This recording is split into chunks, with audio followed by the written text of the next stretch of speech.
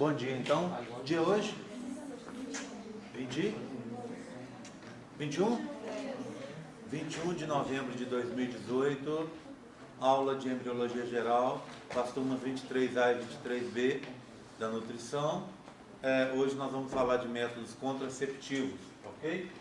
Bem, queria começar então contando para vocês sobre os métodos comportamentais, tá? Métodos comportamentais são aqueles que envolvem, obviamente, saúde, alterações do comportamento do casal, ou seja, eles são métodos baratos, custo zero, né? Envolvem basicamente que o casal se reúna para poder fazer as coisas direitinho, as coisas ocorrerem, tá? Bem, esse grupo de métodos é um grupo de métodos que não deve ser adotado, tá? Ou, se você preferir adotá-los, os adote junto com outros métodos aí. Eles são excelentes métodos como coadjuvantes de outros métodos. Mas se eles forem adotados sozinhos, eles representam um risco elevado de gravidez. Então, eles não devem ser adotados. Vamos começar, pelo menos isoladamente. Vamos começar, então, com o primeiro deles, que é o método da tabelinha, que é o mais conhecido deles, tá? O método da tabelinha, ele depende, basicamente, do conhecimento do ciclo e de se utilizar esse conhecimento para se evitar ter relações sexuais desprotegidas no seu período fértil. Só relembrando, né, a gente já falou sobre isso, mas o ciclo ele é dividido em duas grandes fases, né, três grandes fases, desculpa, a fase menstrual, a fase folicular e a fase lútea. Aqui foi adicionada uma nova fase, tá vendo? Que está indicando os dias próximos da ovocitação, chamada aqui de fase ovulatória. O que acontece? A gente sabe que no momento em que o ovócito 2 é liberado, você passa a ter chance de que ocorra a fecundação.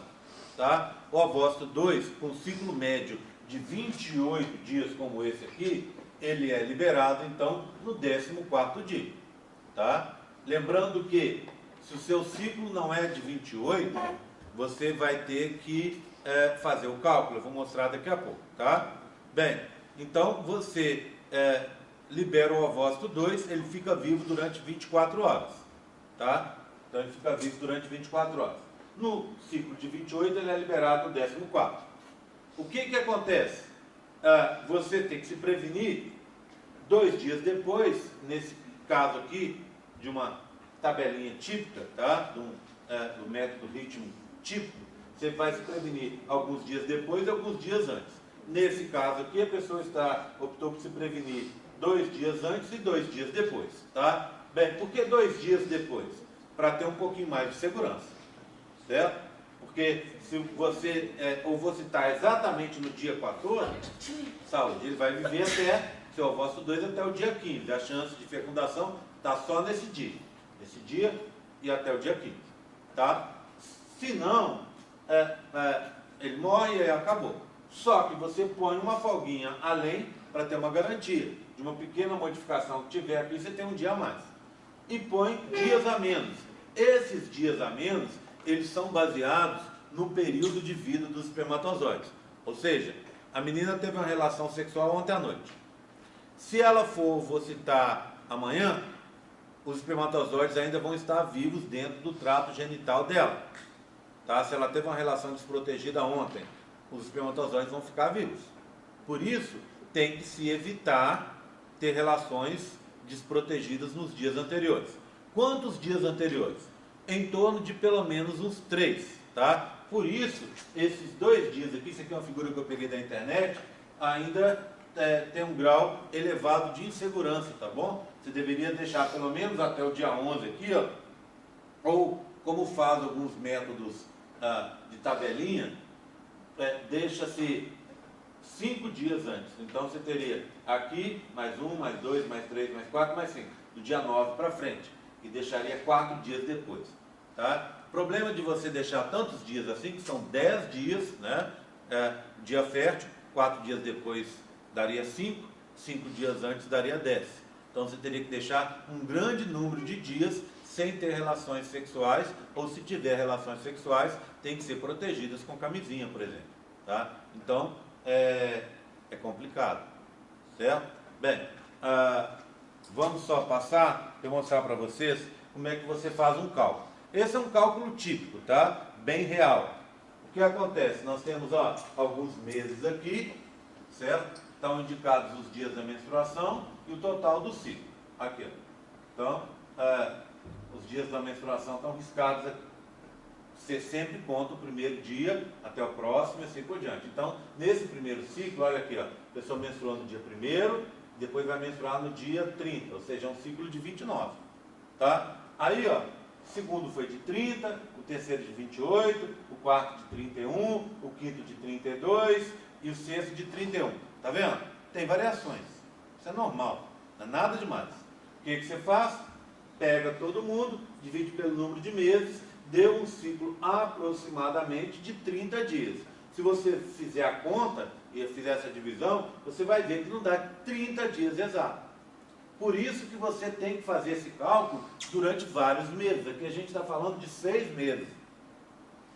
Para muita gente, bastante tempo.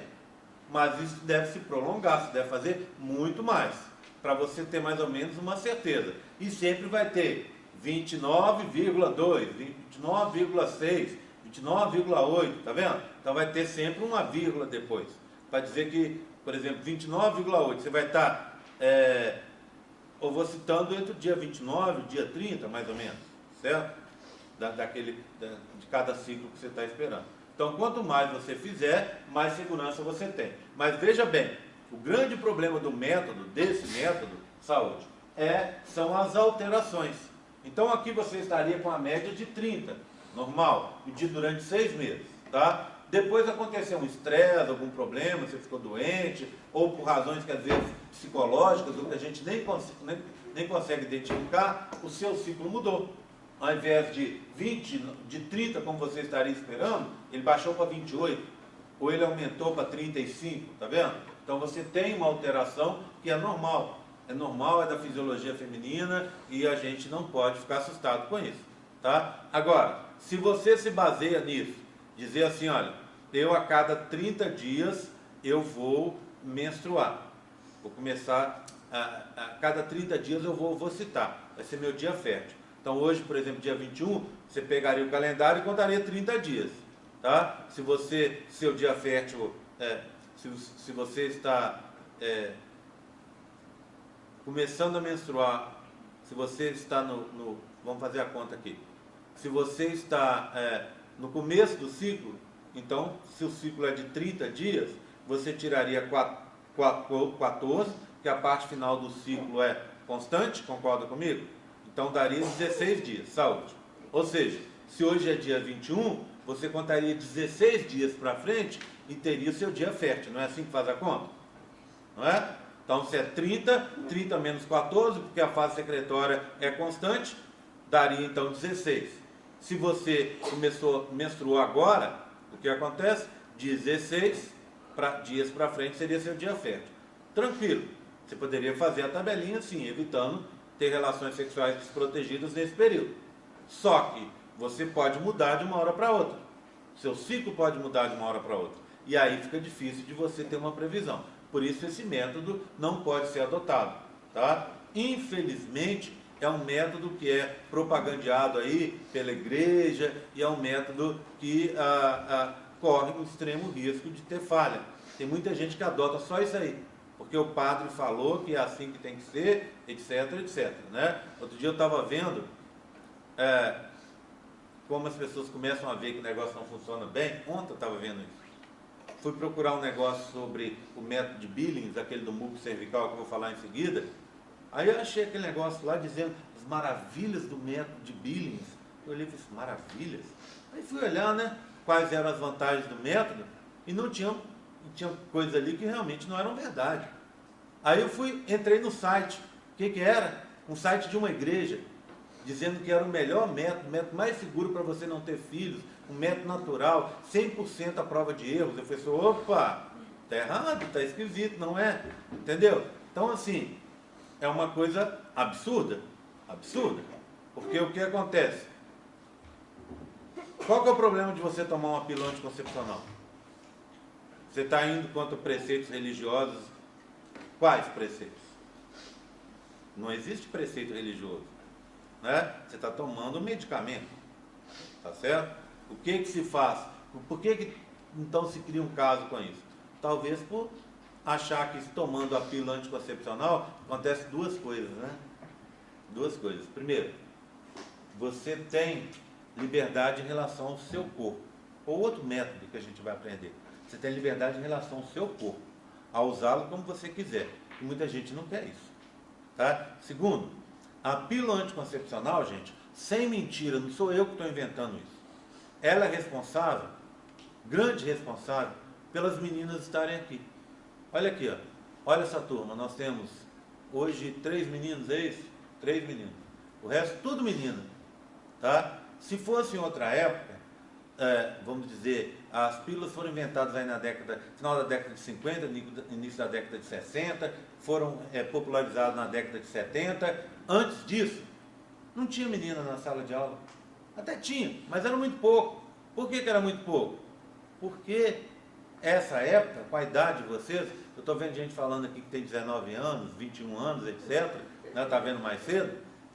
Com 21 anos, vocês meninas provavelmente já estariam no 3º, no 4º filho, se não for mais.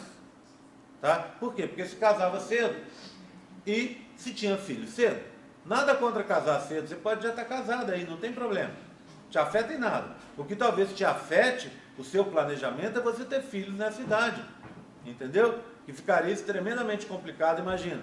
Um período desse de chuva, friozinho, bebê em casa, você muitas vezes teria que matar a aula para estar cuidando do bebê, para estar cuidando dessa pessoinha que depende de você. Então é tremendamente complicado.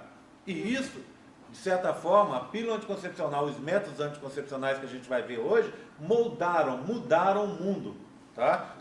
A grande lição dessa aula é que pílula é muito bacana, mas existem coisas tão bacanas, ou talvez melhores e mais evoluídas do que a pílula. É engraçado que, quando a gente fala no nosso celular, né, a gente sempre tá por dentro das novidades e adota rapidinho as novidades, né?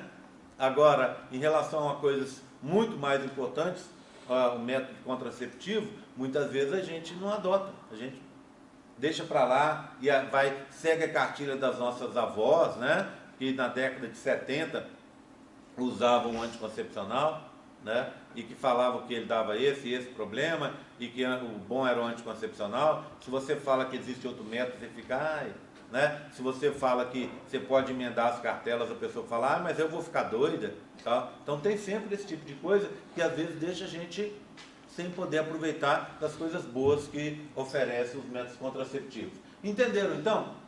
Tá? Como é que faz a conta? É simples, né? Você marca o seu dia da menstruação, põe no aplicativo do celular, já que eu estou falando disso, põe no seu smartphone aí, baixa um aplicativo e vai colocando. Ele vai fazer esse cálculo aqui para você. Além disso, ele vai te dar as datas aproximadas de cada coisa. Quanto mais você fizer, mais perto ele vai, e quanto menos variável for seu ciclo, mais perto da realidade ele vai estar. Ele vai estar indicando isso para você. Você vai saber que dia que você vai menstruar, possivelmente, que dia que você possivelmente estaria na TPM, que dia que você vai estar, que dia que vai ser seu dia fértil, no próximo mês, no mês seguinte, e assim sucessivamente. Tá? Bem, então, só para a gente relembrar, dia da menstruação, dia 1º. Dia da segunda menstruação, dia 29. Tá vendo? Aqui marcado. O meio, você tira 14 dias, que é essa parte aqui, ó. Parte final do ciclo secretória, fase secretória, que é fixa. Então, seu dia fértil é o dia 14. Tá? Se você não tem 28, mas tem de 24 a 35, que o ciclo varia, o que vai variar? Essa fase inicial. Então, quem tem 24 vai ter 10 dias nessa fase inicial. Quem tem 35 vai ter 21 dias nessa fase inicial. Tudo bem? Então é isso aqui que é a variação. Tá? A fase proliferativa que varia. Então, quando você começa a marcar assim, você sabendo que a fase final é fixa, dá para você estar mais ou menos fazendo uma previsão da sua data, o seu dia fértil, tá bom? E dentro do ciclo, lembrando que 3 dias antes e e nas 24 horas seguintes, você estaria ainda fértil, então dentro do ciclo seria considerado o seu período fértil, tá? Bem, então aqui só para a gente entender, isso aqui eu peguei num site lá na internet sobre realização da tabelinha, que a gente chama também de método rítmico ou Diogino Quinaus, tá? Então se você tem aqui, ó, o dia da ovulação, igual está colocado no site, aqui foi dia 11, tá? Aí você faz um ciclo de 25, tá vendo? Dia 11, a parte final é sempre constante, tá? Daí você teria esse começo aqui, e essas vermelhinhas seriam a menstruação. Dia 28, tá vendo? A parte final sempre igual, tá? A parte final sempre igual. Com a ovulação no 14º dia, a parte final com o mesmo total de dias, a parte inicial se modificando. Ciclo de 30 do mesmo jeito. Parte final constante, a ovulação foi no dia 16, tá vendo? E a parte inicial se modificou, ficou maior. Ok? Tudo bem, tranquilo? Bem, vantagem então, não tem custo, tá? Envolve às vezes uma maior aproximação, proximidade do casal, certo? Porque o companheiro, o homem tem que participar também, ele tem que estar predisposto naqueles dias em que você estaria impedida de ter relação sexual desprotegida, ele vai fazer uma relação sexual, por exemplo, usando camisinha masculina. Pronto, tá? Senão isso fica difícil. Bem, o grande problema, 35% de falha, tá vendo? Ou seja, a cada 3 vezes que você faz assim, você tem uma falha. Imagina, um índice enorme de falhas. Se eu virar para você e falar assim, você tem 35,5% de chance de ser reprovado em embriologia. Muito provavelmente você não vai nem vir mais aqui de manhã nesse frio, nessa chuva, para ver a minha história aqui, não é? As minhas histórias aqui. Por quê? Porque é um índice elevadíssimo, tá? Quando você faz um método contraceptivo, você não quer falha nenhuma. Claro que não existe nada à prova de falha, tudo tem pequenas falhas, tá? Agora, essas falhas têm que se aproximar o máximo possível do zero, e a gente vai ver isso daqui a pouco. Então esse método, só por isso aqui, ele não deve ser adotado, né? E as explicações das falhas estão aqui, ó. Não funciona com mulheres com ciclos irregulares, não funciona quando você está estressada, não funciona quando você está doente, não funciona quando acontece algum problema psicológico, etc, etc, etc, tá? Tudo bem? O próximo seria, então, o método da temperatura corporal basal. Bem, pode perguntar, tá, gente? Eu sei que vocês estão acordando e tal, mas esse assunto eu sempre digo o seguinte, se um dia me falasse, Jerry, você foi premiado, seu curso de embriologia agora vai ter uma aula só. Você vai ter, em cada semestre você vai dar uma aula só. O resto você vai ficar descansando, tomando cerveja lá no postinho. Ia ficar bem satisfeito, é claro, né? E se a pessoa me falasse, qual é a matéria que você escolhe para dar essa aula? Seria essa, tá? Por quê? Claro que a embriologia é parte de um pacote, tudo é importante, mas essa é mais importante. Por quê? Porque essa matéria você já sai daqui usando, não é? Não espero que ninguém esteja grávida usando a outra parte da matéria, né? Tomara que não, tá? Agora, essa aí todo mundo já tem que usar, justamente para não ficar grávida, tá bom? Ok? Bem, o outro é o da temperatura corporal basal, que por si só é um desastre. Imagina, olha só, tem que medir a temperatura do seu corpo. Por quê? Ela tem uma queda sutil 24 a 36 horas após a ovulação, como se chama. E depois ela vai ter um aumento de 0,4 no restante do ciclo. Essa queda está em torno de meio grau, mais ou menos, também. Tá? Meio grau. Então, vamos pensar. Como é que você detecta a temperatura corporal basal? Você não pode levantar da cama. Você tem que usar um termômetro que seja capaz de captar isso. Nem todo termômetro tem essa precisão. Então você tem que ter um termômetro muito bom que seja capaz de captar isso. Você tem que fazer a medida deitada, não pode levantar, porque essa temperatura altera, tá? E a medida tem que ser, para ser realmente você ter certeza, tem que ser anal ou vaginal. Então, antes de acordar, você tem que meter o termômetro lá. Praticamente assim que acordou, tem que meter o termômetro lá. Alguns agravantes. Está frio, você está debaixo da coberta. A temperatura muda. Você ligou o ar-condicionado, dormiu no dia de calor ali, com o ar-condicionado ligado. A temperatura muda. Concorda comigo? E a gente está falando de mudança muito pequena. Então é um método que, na teoria, funciona, mas que na prática certamente não funciona. E um detalhe muito importante. Repara só. A queda é após a ovocitação. Não é antes. Portanto, vamos supor que você faça tudo direitinho. Você mediu a temperatura e ela teve uma queda, diminuiu, meio grau, hoje. Legal, você descobriu, estou ovocitando hoje, parabéns para mim. Só que, e aquele sexo que você fez ontem, desprotegido? E os espermatozoides que já estão dentro de você? Então não adianta nada, concorda comigo? Tá? Não adianta nada saber se você está ovocitando, se você já fez coisas que não deveria ter feito para se proteger antes, tá bom? Então, não funciona, tá? Bem, nenhum custo, nenhum deslocamento mesmo, né? Tem que estar na cama, tá? Ó, eu faço sempre, todo dia eu tenho que fazer, todo dia eu faço. Hoje eu esqueci o termômetro lá na cozinha, ou lá no banheiro, vou ter que levantar. Esse dia você esqueça, foi perdido, tá? Bem, a variação muito sutil, registro posterior à ovocitação, febre, outra coisa que a gente não está pensando, febre, você está com um pouquinho de febre, nem sabe, nem está te incomodando, altera a temperatura. Qualquer alteração fisiológica pode, qualquer coisa, mudança dessa temperatura fisiológica vai afetar isso aqui, tá? E óbvio, também depende da abstinência sexual nos dias anteriores, tá? O muco cervical, o terceiro deles, que é um método que o pessoal chama também de Billings, tá? O muco cervical é um pouco mais interessante. Por quê? No período fértil, o muco vai estar transparente e elástico. Você vai conseguir tirar um pouco de muco lá do interior da vagina e conseguir fazer um fio, um filamento, tá vendo? Esse filamento, eles dizem que fica no aspecto de clara de ovo, sabe? Bem transparente assim. Então você pega, estica.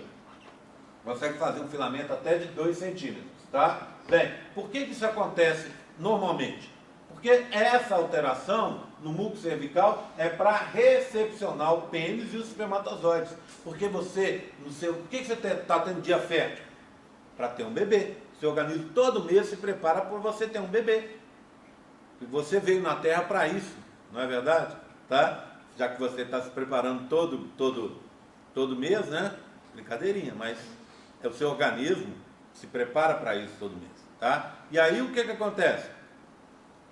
Chega perto do período fértil, do 9º ao 16º dia, o seu muco cervical, que estava ausente lá na menstruação, que na fase proliferativa ficou durinho, claro, da cor dessa mesa aí, e que na fase secretória também fica nesse aspecto. Durante o 9º e o 16º dia, ele vai ficar nesse aspecto de clara de ovo, bem abundante, e vai escorrer. Para quê? Para facilitar a penetração dos espermatozoides, para facilitar o ato sexual.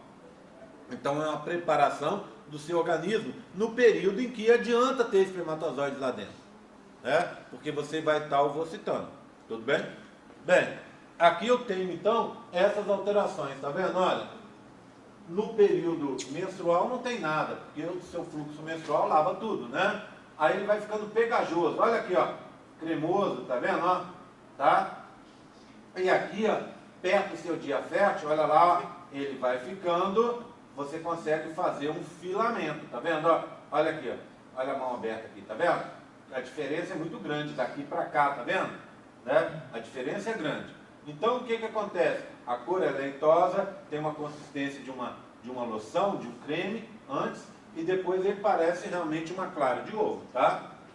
Então é fácil de ver, em teoria. Na prática nem tanto. Por quê?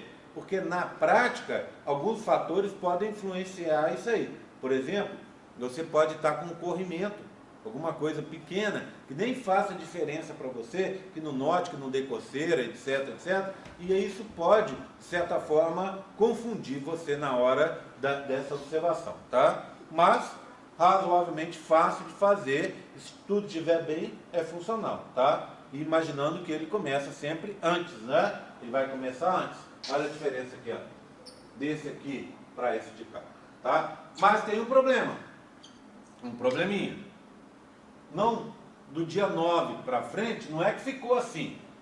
Dia 9 ele está talvez caminhando daqui para cá. Então, tá vendo? Olha, você vai ficar na dúvida, ó. Aqui ele já não é. Aqui ele está caminhando. Mas aqui é ou não é? Aqui é seguro ou não é ter relação sexual? Do lado de cá, é seguro ou não é? Tá vendo? Então, assim, essas alterações são graduais. Não é do dia 9 ao dia 16, pulou daqui para cá, né? E depois pulou daqui para cá. E elas vão se alterando gradualmente. Então, tem sempre aquela dúvida, tá? Claro que se você tiver aqui, ó, é mais certo que você tenha que se proteger, que você está no seu dia fértil. Mas se você tiver aqui, ou se estiver saindo daqui para cá, né, que vai repetir isso daqui para o lado de cá, realmente é um pouco complicado saber, tá? Bem, sem custo, não é preciso por causa dessas modificações que são graduais, infecções vaginais, candidíase podem alterar, tá? Então, não resolve tanto também. Bem, agora, os dois últimos métodos o último método comportamental que vale realmente, tá? Os outros dois próximos agora, depois desse, vocês vão ver que é só para constar, tá? Então, esse é o primeiro que realmente vale, que é o sintotérmico. O que é o método sintotérmico? Basicamente é unir os três que eu acabei de falar. Tabelinha, muco cervical e temperatura corporal basal. Então, você não precisa, esses três que eu falei, você fazer isolado. Você pode fazer os três juntos. Ou seja, você está seguindo na tabelinha, sabe que seu dia fértil é hoje. Você pegou de manhã cedo, antes de vir, mediu a temperatura basal, viu que tem está tendo uma diferença já nela, tá? E você olhou o muco cervical, ele está naquele aspecto de gema de ovo, tá certo? Então, gema não, de clara de ovo, gema é outra coisa, né? Está no aspecto de clara de ovo, tá vendo? Então, tudo conspira, você tem três sinais indicando que é hoje, que é o seu dia fértil, tá vendo?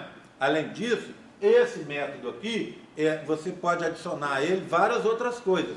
Por exemplo, você pode adicionar informações como, por exemplo, que a sua libido está maior hoje, o seu tesão está maior, sua vontade de sexo está maior, que é o que acontece no seu dia fértil. Você pode adicionar também uma outra informação, que perto do seu dia fértil, as suas mamas, no seu caso, por exemplo, elas podem ficar um pouco mais doloridas.